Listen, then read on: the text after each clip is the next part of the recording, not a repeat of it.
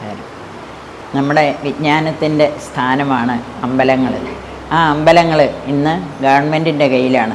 ആ ഗവൺമെൻറ് എന്താണോ അവർക്ക് തോന്നുന്നത് കാണിക്കുന്നത്, അത് നമ്മൾ വളരെ സസൂക്ഷ്മം ശ്രദ്ധിക്കേണ്ടതാണ്. അമ്പലത്തിലെ ഒരു ആഹാരം പോലും വാങ്ങിച്ച് കഴിക്കാൻ മേല, അതുപോലെ തന്നെ നമ്മുടെ കുട്ടികൾക്ക് ഒരു മതപാഠശാല എടുക്കണമെങ്കിലും അവരെ പഠിപ്പിക്കണമെങ്കിലും നമ്മൾ അവരുടെ അടുക്കൽ ചെന്ന് നിന്ന് അവരോട് യാചിക്കണം.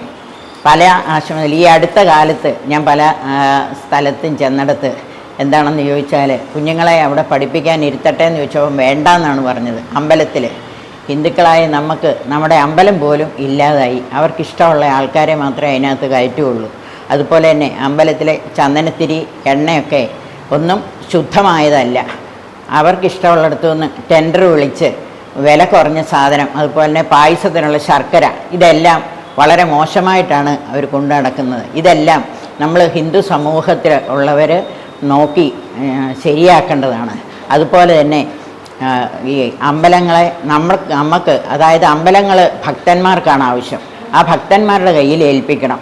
ഈ കൃഷിഭൂമി കൃഷിക്കാർക്കെന്ന് പറയുന്ന പോലെ ഭക്തിയുള്ള ഭക്തന്മാർക്കാണ് അമ്പലങ്ങളെ കൊണ്ടുള്ള ആവശ്യം. ആ അമ്പലങ്ങൾ ഏത് രീതിയിൽ കൊണ്ടു നടത്തണം എന്നുള്ളത് ഹിന്ദുക്കൾക്ക് മാത്രമേ അറിയാവുള്ളൂ. ആ ഹിന്ദുക്കളുടെ കയ്യിൽ ഇത് ഏൽപ്പിച്ച് അവരെ കൊണ്ട് വേണ്ട കാര്യങ്ങൾ ചെയ്യിപ്പിക്കാനായിട്ട് നോക്കണം. അതിന് വിശ്വ ഹിന്ദു പരിഷത്തുകാരും അതുപോലെ തന്നെ RSSകാരും എല്ലാം ഇതിന് മുന്നിട്ടിറങ്ങി മറ്റുള്ളവരെ പ്രചോദിപ്പിക്കുകയും വേണം.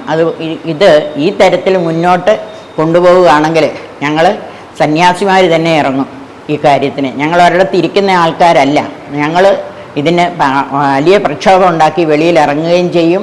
അതിനായിട്ടുള്ള ആവശ്യങ്ങൾ ഞങ്ങൾ നേടിയെടുക്കുകയും ചെയ്യും. ഞങ്ങൾ സന്യാസിമാർ ഒന്നിനും കൊള്ളുകയില്ലാത്തവരല്ല. അത് മനസ്സിലാക്കിക്കൊണ്ട് വേണം എല്ലാവരുടെയും പ്രവർത്തനം. അതുപോലെ തന്നെ ദേവസ്വം ബോർഡിൽ കാണിക്കുന്ന തോന്നിയാസങ്ങൾ ഞങ്ങൾ കാണാതിരിക്കുന്നില്ല, കാണുന്നുണ്ട്.